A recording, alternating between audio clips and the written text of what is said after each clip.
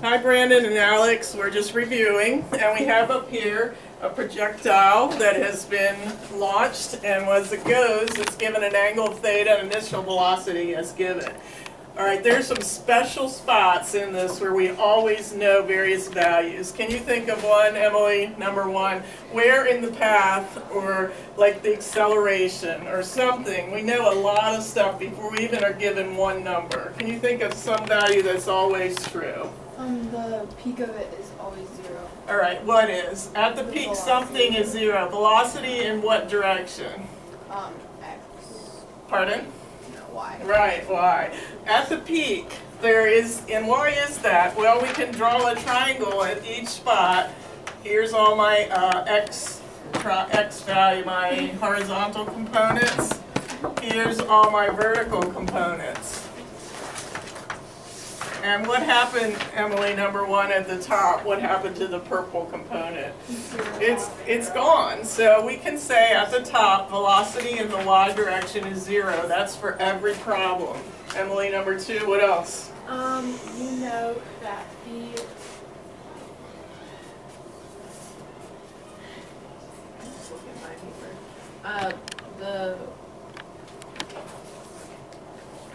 the acceleration All right, in which direction? in the Y. All right, acceleration y. Well, actually, you really don't. Well, we could. If it has a question with it that says meters or feet. Maybe. Right. Okay. So give me two numbers. So it's either -9.8 or -32. Right. And then you also know the acceleration of the x. All right. And what's that? 0. Because the length of all of them, the length of all the x's are the same. Right. So this is a velocity vector, and as we go across, if I had drawn it very accurately, the orange vectors would all be the same length. So that means their velocity is same. When velocity is the same, there is no acceleration. All right. Is there any other spots that we know something? Hunter, help me with this spot. If I needed the velocity in the x direction initially, do you recall how we would, it would not be v sub o, we have to do a calculation. Do you remember how that works? The sine. Yes, so which one is the horizontal? It's sine. No, it's cosine for x. Yep, that's right. So we have v sub o in the x direction is regular v sub o cosine. So I'm going to take from what you said that the vertical one, the y one, is v sub o sine. All right. Is there anything else that we know in every one, Emily, number three?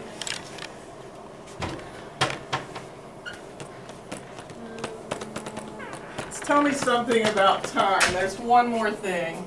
There's a relationship between time if I go from beginning to end, and there's another spot. So if we call this whole thing time, can you find another spot where we can say something about time? It's always true. Same for the x and y. Pardon? It's the same in x and y. Good. Another thing, Zach? When you reach your max height on your velocity for y, it's going to be half of the entire time.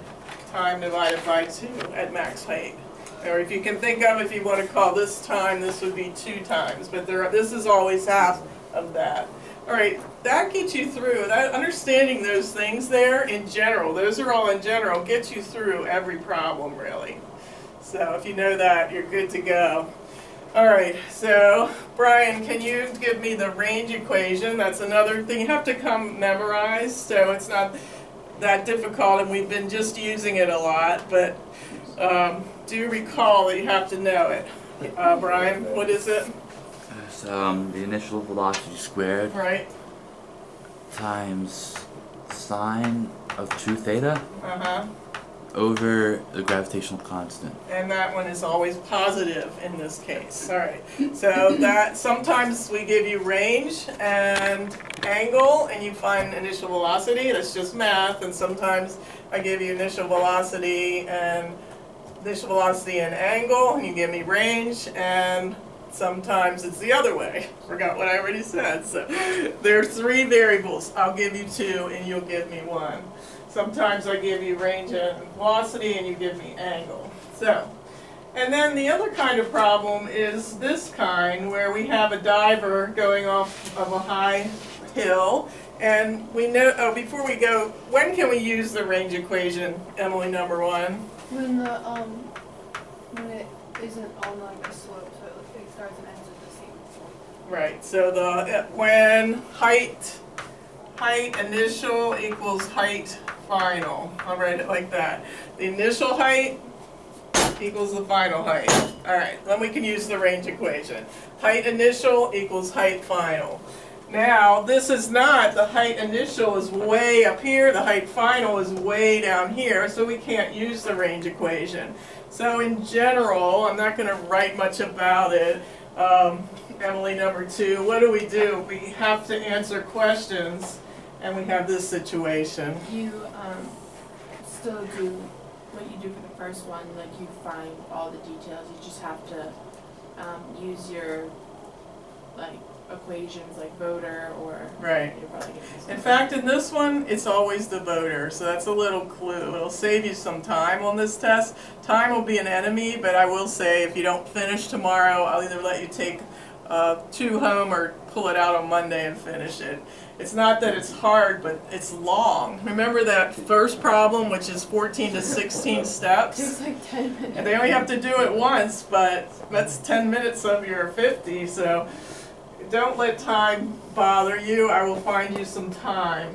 So, what were you saying, Emily? There is one thing we always know about this, and angle is equal to zero. right, the angle is 0, and something else. Hunter, what do we always know about something else that happens up here when the guy is diving forward just for a second? Well, yeah, velocity is 0. And we also know. In what component? In the y. Yes, initial velocity in the y component is always 0 for the launched from a ledge. And we also know acceleration. Right. So, but I'm just, that's kind of, I'm not going to go back and grab these. So those are repeated for this case, except initial velocity in the y direction is 0. And if you did initial velocity sine 0, you could, and still follow this pattern, you would still get 0. But it just saves you a step. Alright, so did you finish saying what you were saying? Yeah, good. You said you went and used the voter equation, right? And you always go to one of them and get time, and then you plug it in the other. It always works that way over and over. All right. Well, I have this review sheet to finish, but the rest of them are theory, so it's going to go really quick once we pull out the review sheet. So I'd just like to start with your bingo on the back. We haven't done any, have we, on the back? All right. I'd So like this to isn't start. your bingo. We haven't, what? This is new. Yeah, the one that's new on the back. New, so we're starting out fresh, so you can number it.